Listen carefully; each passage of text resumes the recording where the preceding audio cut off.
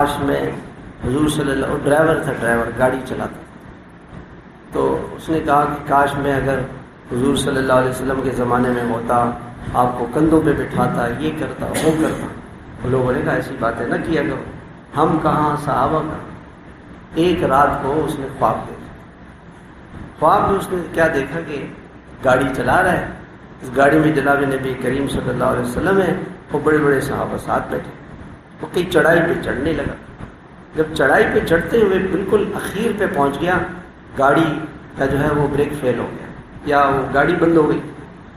اب بڑا پریشان ہوا، نیچے گاڑی سے اترا اور کہا کہ کوئی پتھر لا کے گاڑی کے نیچے رکھوں تاکہ گاڑی ریورس نہ ہو، ورنہ تو نیچے جا کے کھائی میں گر جائے گی۔ اب یہ پتھر ڈھونڈنے میں لگا ہوا تھا، اس کو پتھر نہیں ملا۔ جب واپس آیا تو دیکھا کہ صحابہ نے اپنی گردنیں رکھی ہوئی تھی گاڑی کے نیچے۔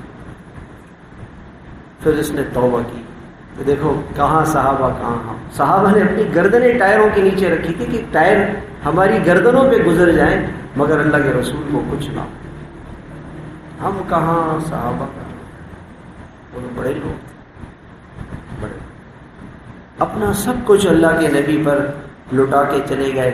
میرے بھائیوں، ہم اللہ کے نبی کی سنتوں کو اپنائیں۔